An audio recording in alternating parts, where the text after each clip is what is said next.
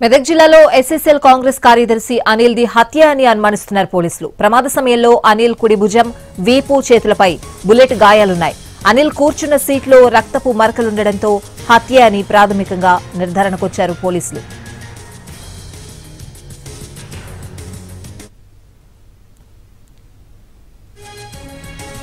మెదక్ జిల్లా ఎస్ఎస్ఎల్ కార్యదర్శి అనిల్ హత్య కేసులో దర్యాప్తు చేస్తున్నారు పోలీసులు. సీసీ ఫుటేజ్ ను గుర్తించారు. విచారణలో కొందరు వ్యక్తులు 2 కార్లలో వచ్చి అనిల్ ని అడ్డగించినట్లు కూడా చెప్తున్నారు. అనిల్ కార్ ఆపి అద్దాలు ఓపెన్ చేయగానే తుపాకీతో కాల్పులు జరిపారు దుండగులు. ఇదే అంశానికి సంబంధించిన పూర్తి అప్డేట్స్ అడిగి తెలుసుకుందాం. మా ప్రతినిధి శ్రీనివాస్ లైవ్ లో సిద్ధంగా ఉన్నారు. శ్రీనివాస్,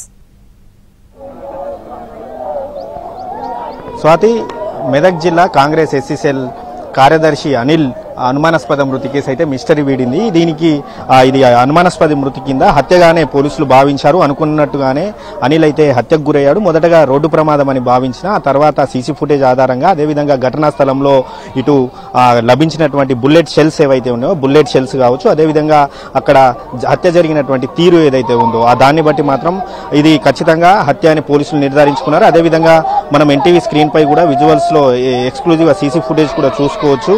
అనిల్ ని 2 కార్లలో వచ్చినటువంటి గ్యాంగ్ అక్కడ అడ్డగించడం జరిగింది. అడ్డగించిన తర్వాత ముందు వెళ్ళినటువంటి కారు, మధ్యలో అనిల్ కారు ఉంది, ముందు ఓ కారు, వెనుక ఓ కారు ఉంది. అనిల్ వెళ్తున్నటువంటి కారును, ముందు వెళ్తున్నటువంటి కారు తిరిగి యూటర్న్ చేసుకుని అనిల్ కారును అయితే అడ్డగించడం జరిగింది. దీంతో ఎవరో అనుకొని చెప్పి అనిల్ కార్ అద్దాలు ఓపెన్ చేశాడు. ఓపెన్ చేయగానే అక్కడ వెంట తెచ్చుకున్నటువంటి ఆ తుపాకీ ఏదైతుందో తుపాకీతో అనిల్ పై దాదాపు 3-4 సార్లు కాల్పులు జరిపారు. దీంతో అనిల్ అక్కడికక్కడే కుప్పకూలాడు. అనిల్ చనిపోయాడని చెప్పి నిర్ధారించుకున్న తర్వాత అక్కడి నుంచి సుపారీ గ్యాంగ్ అయితే పారిపోయింది. అయితే దీనికి ప్రధానంగా కూడా రియల్ ఎస్టేట్ గొడవలే కారణమని చెప్పి మనకు తెలుస్తుంది. రియల్ ఎస్టేట్ లో ఈ మధ్యనే అనిల్ బాగా స్థిరపడ్డాడు. అదేవిధంగా ఓ సెటిల్మెంట్ విషయంలోనూ ఇంతకుముందే గొడవ జరిగినట్టు కూడా తెలుస్తుంది. అనిల్ డ్రైవ్ చేస్తున్నటువంటి కారు కూడా అనిల్ది కాదు, అది వేరే సెటిల్మెంట్ లో భాగంగానే తీసుకున్నట్టుగానే మనకైతే సమాచారం అందుతుంది. సో ఇది మొత్తం అంతా అంటే మిస్టరీ అయితే వీడింది.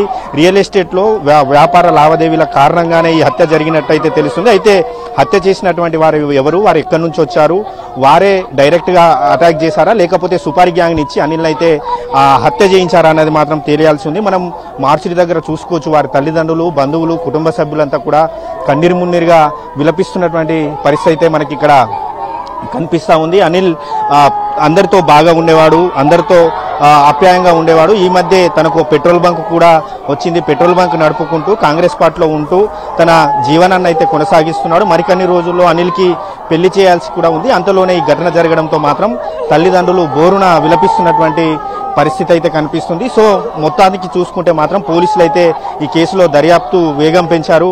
అసలు ఎవరు వచ్చినటువంటి వారు ఎవరు, అటాక్ చేసినటువంటి వారు ఎవరు, ఎవరైనా అటాక్ చేయించారా అనేది మాత్రం మనకు తేలాల్సి ఉంది. సో ఇది మొత్తంగా పరిస్థితి.